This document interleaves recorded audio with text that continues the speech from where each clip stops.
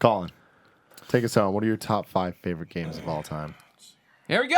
Uh-oh. Dropping the glasses. I have quite a few Honorable mentions? that Okay. they have to be in this. I'm sorry. Final Fantasy IV, I want to give a shout out to. Very special game, very emotional game. Probably the first game that was truly emotional that I ever played.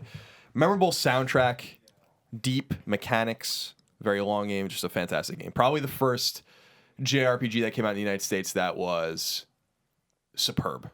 Yeah, the Dragon Quest games were good, or Dragon Warrior games were good, but this was a superb story-driven game.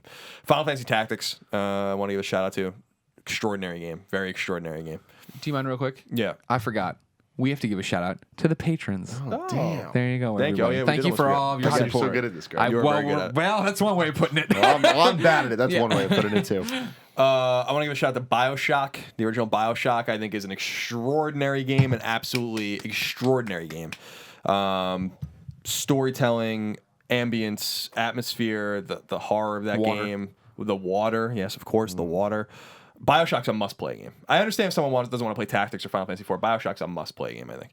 I want to give a shout out to Civilization V, which was the first PC game that I really, really, really fell in love with. I used to play PC games when I was a kid, but I played Civilization V for more than I've almost played any other game, and I still play it. So it's a fantastic game. I want to give a shout out to Castlevania 3, which we just did a Let's Play of. Castlevania 3 is a nice gothic horror side-scrolling game, way ahead of its time, I think. Super Mario Galaxy I want to give a shout out to. And The Last of Us I want to give a shout out to. Yes. The Last of Us I think is the best game of the last 10 years. I think it's easily PlayStation 3's best game. Easily the best game I played since I was at IGN, probably. And then I want to give a shout out to Super Mario World, Yeah. which we already talked about. So number 5 for me would be Majora's Mask. I've talked about it a lot, so I won't belabor the point. But I think Majora's Mask is a truly special Zelda game, and I'm a huge Zelda fan, or I was when I was a kid. And I love the original Zelda, and I really love the original. I love Zelda 2, and I love Link to the Past. And Link's Awakening, I think, was the first game where I was like, it's fine. It's a fine game, and I don't really like it that much. And then Ocarina of Time came out. Ocarina of Time was a special game, and I feel like Majora's Mask was the first Zelda game that had really come out since Zelda 2 that was truly different and resonated with me in a really different way. It was a suitable, fitting swan song for Nintendo 64, and I don't think people really put them together that way because it wasn't necessarily the last Zelda, or last N64 game. I remember There's something called Conker's Bad Fur Day. Yeah, and I remember getting my last purchase on N64 was the Dr. Mario. God damn. But you were riding out to the end. Oh, definitely. I was a big Nintendo fan. I don't know. That's lost on a lot of people. I was a fucking huge Nintendo fan when I was a kid. Huge.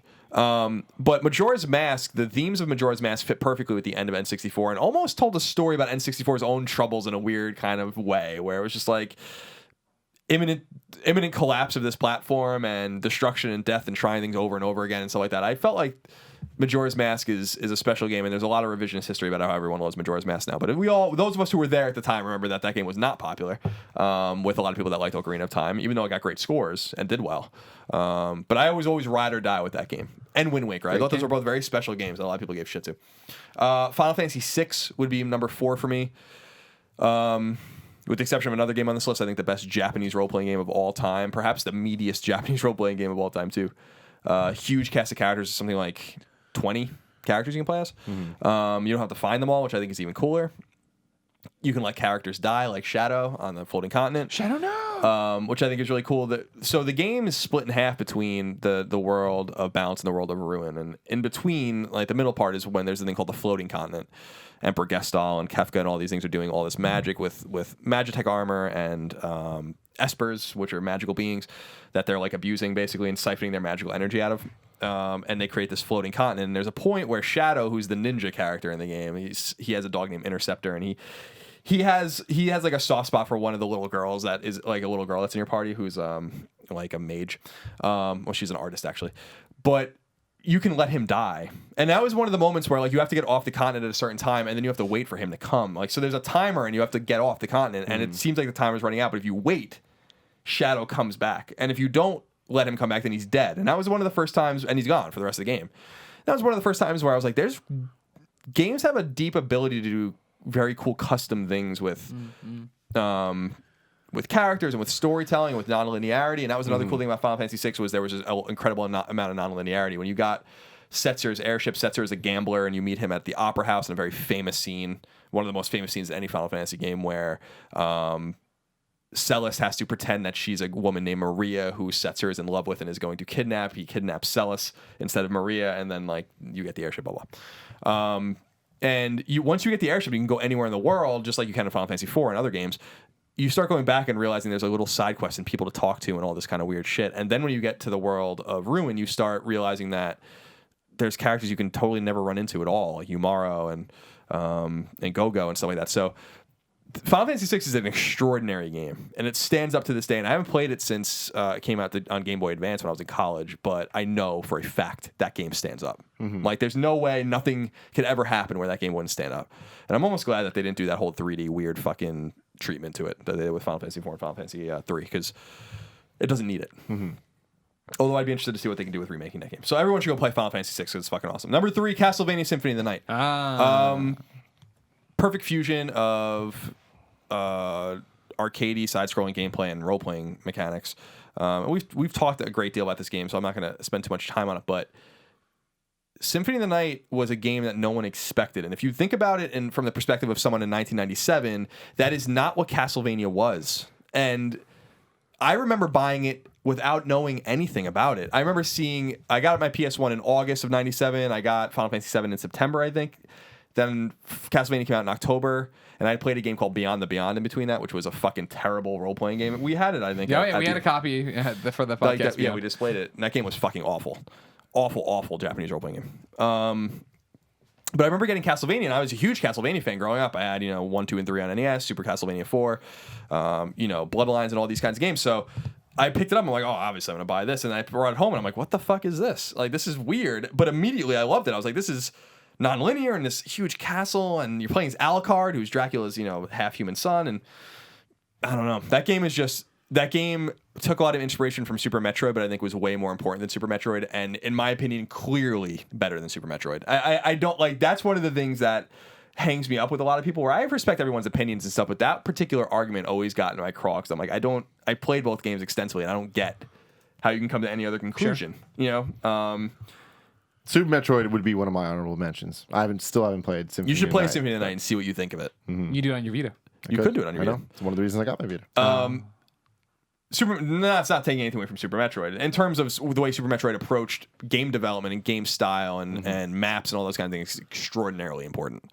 Gameplay, less so. The sprite's too big, all these there's a lot of problems with that game. But Symphony of the Night nailed something so special that they just kept making it over and over again, and people just kept buying it. And that was the crazy thing. And one of the things I didn't really realize until we had really sat down with Ego is that the games were profitable and were making money. That one of the major problems seemed to be that they couldn't afford to keep doing that pixel art.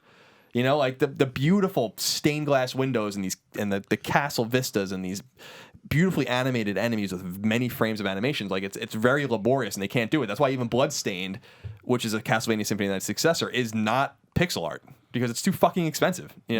So it's funny to think that those games are so extraordinarily good that they were basically releasing them like Madden, and people were just fucking eating them out. So Circle of the Moon and all these games. Aria Sorrow. Oh my god, these are excellent games. But it all started with Symphony of the Night. I think that's a really, really important game for people to play. Number 2, Wild Arms. Wild Arms was a very early PS1 game. Not very early 97. Came out 6 months or so before Final Fantasy VII, and I think really got overshadowed because the anticipation for Final Fantasy VII was so high. When you're spending $50 on a game in 1997, it's a lot of money. It's still a lot of money today, but it was a lot of money back then, and you're going to wait until you get the sure thing.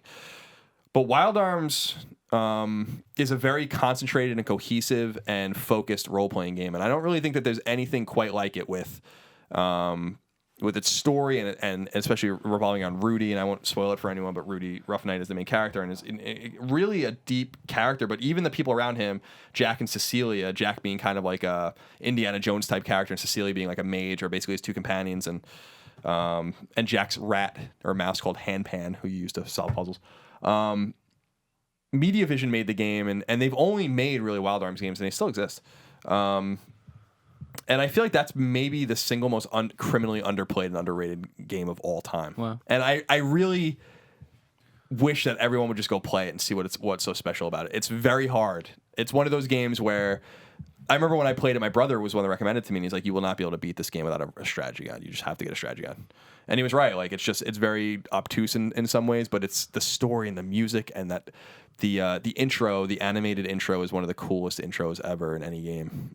Very emotional, very emotional game. Wild Arms 2 is a good game too, but Wild Arms 1, one of the best I think of all time. And then number 1 would be Mega Man 3. And we've talked about why Mega Man's special, and again, we won't have to go too deep. He has into an it. arm cannon. He has an arm cannon. That's special. But Mega Man 3 has always been funny to me because I think that's Inafune's least favorite game, that in the core series. But it's a lot of people's favorite. A lot of people like Mega Man 2, but I think a lot of very nerdy Mega Man fans like 3. It introduces Rush and introduces Proto Man, which I think are peripherally important things, but not really. I think it's more again, there's something about Mega Man 3 that is emotional and really weird, and the music's perfect, and the design of the stages is perfect, and the Robot Masters are perfect. And the game's long. It's the longest Mega Man game, which I really like as well. And you go back and you fight the bosses for Mega Man 2, which I think is so cool. Like Wily programs this one robot that can use all the skills of all the other robots, and I think that's just a special game. And I think Mega Man 3, much like Mario 1 and a few other games, is a masterclass in how to make a game and how to program gameplay and how to make a game feel and how to reward the player but also punish the player. The balance is pretty perfect in that game. I would go as far as to say there's nothing wrong with Mega Man 3. Wow. It's the most perfect game I've ever played, and that's why I think no game is 100% perfect. But if you were asking me what's the bad thing about Mega Man 3, I have no idea, and I've beaten that game 100 times, more than that. So I would put Mega Man 3 at the top of the list, and I don't think any game will ever beat that. And it's not nostalgia because I still go back and play it all the time. I've played since we started Kind of Funny. I've probably beaten it like 10 times. So it's not a thing where it's where I have rose tinted glasses on. No, Mega Man 3 really is a special game, and I think that people are going to see that when that Legacy Collection comes out on PS4 and Xbox One, because that'll be a lot of people's first exposure to the Blue Bomber in his classic form, especially those 6 games, which are so important. Because I think that Mega Man love today is a little weird. Mega Man never sold well. That's one of the things Greg and I have talked about this. Mega Man as a franchise has sold 30 or 35 million copies. It's not a lot of copies. When you put that into perspective, 3 Uncharted games sold 22 million copies. So, and there's literally over 100 Mega Man games. So it's never been a game that's sold extraordinarily well. All the classic ones have sold 1 million copies, but it's just one of those games that everyone that makes these side scrollers and these old school games today points back to that series and 2 and 3 and take a lot of inspiration from. Look at Shovel Knight. You know what I mean? And Shovel Knight takes gameplay inspiration from the likes of Zelda 2 and Ninja Gaiden and stuff like that, but the knights are Robot Masters. The design of the characters are all Mega Man characters, and so it's important in an aesthetic way. It's important in a gameplay way. It's certainly important in a sonic way, and I don't mean Sonic the Hedgehog. I mean music. So yeah, Mega Man 3, and the best Mega Man song of all time, everyone says is Wily Stage 1 in Mega Man 2. Wrong. The best right. Song is Wily Stage 1 in Mega Man 3, and you guys should go listen to that song. And the other shout out song, Mega Man 10, Wily Stage 1. Another good emotional song. So that's my list, but it's hard to do these kinds of lists because there's, I want to give a shout out to Catherine. I want to give a shout out to Spec Ops. I want to give a shout out to ActRaiser. I mean, there's a bunch of games. Naughty Bear. I think Naughty Bear, of course. But that's the cohesive 5 that I think would encapsulate my own love of games. My certainly my love of Nintendo and old Nintendo games, and not even first party games, but just games that ran on that hardware. And my deep and unabiding love for all things NES, SNES, N64, and GameCube will never, ever, ever, ever die. Hence my love of Galaxy or. I don't really like it, but I was thinking about the game. I like it fine, not certainly in this conversation, but I was thinking about the game Endless Ocean the other day, and how that's a Wii game that I loved. And at the time that I went back and played it again, I was like, oh, did you ever play Endless Ocean? Yeah, I did. It wasn't my thing. It was like you just went and just swam around. Yes. Just a weird experience. Fucking Nintendo had weird. those kinds of Nintendo's weird, experiences they definitely are, but yeah, they had those kinds of experiences that are always going to be special. They're not quite as special anymore, I don't think, but those games will always be special. Yeah. So that's why my list is very loaded with Nintendo games or games that played on Nintendo hardware as well. Yeah. It's always fun talking about this too, because it's you talk about your favorite games, and it's such a fluid thing that I think changes over time. And hearing you guys do your list, like, oh fuck, I forgot about all this stuff. And you bring up Infamous and the way you described about seeing the trailer and being like, oh fuck, I'm so ready for this. Prince of Persia: Sands of Time. That for me was a game where it's like, from the moment I first heard about it, I was like, oh man, I'm gonna love this. Like I remembered playing the first Prince of Persia with Kevin back like on some fucking computer and being like really into it. I never quite clicked with me. I never really understood how to play it, but I remember really liking the aesthetic and like the idea of it. So to get like an actual realized 3D game, 3D like version of it, adding in the running on the walls and the acrobatics and like the battle system looking really fun and the puzzle aspect in addition to the time stuff. Oh my God. And it was exactly what I wanted it to be. So like, shout out to that. Shout out to Fire Emblem 9. Like I that one was really good on the GameCube. And it's funny because I feel like a lot of the games that I say, I hear Colin talk about different versions of those. So Final Fantasy Tactics, I never played. And you would swear over that over Fire Emblem. Castlevania Symphony of the Night, you would swear over it over Super Metroid. It's like, I need to give those some tries because... Oh, I think I'd be shocked if you... I would be shocked... I'm not sure what I'd be more shocked about. I think that Tactics is so clearly superior to Fire Emblem that I'd be shocked if you don't see that about how deep and I really want you to play that game. Okay. Do you have a PSP still that works? I do. I got to go into my box and start and dig up War of the Lions, which is the perfect which is the perfect version of that game. But I'd be shocked if you played Symphony of the Night and didn't understand why that, it's all opinion. I'm not saying that my opinion's right or someone else's opinion is wrong. In my mind, those games are so... Final Fantasy Tactics is the best turn-based strategy game ever that I've ever played by far. And if it was going to be a second place game, it would be Tactics Ogre, which is almost the same fucking thing. And then you get into Tactics Advance and all these other games. And with Symphony of the Night, I mean, that's like the pinnacle almost of video games, in my mind. So you really should get down on those games. I bet you'd love them. I'm so positive that you would love them. All right, so guys, earlier today we asked Twitter what your guys' favorite game is. We're going to save that for a topic on next week. Okay. Because this was fun. And this went a lot longer than I thought it was going to. So I'm happy with that. Good. We did good. We did damn good. We do that here. Thank you so much for being awesome, watching all this stuff. Leave your comments below what your favorite game is, what you think about our list, and all that stuff. Until next time.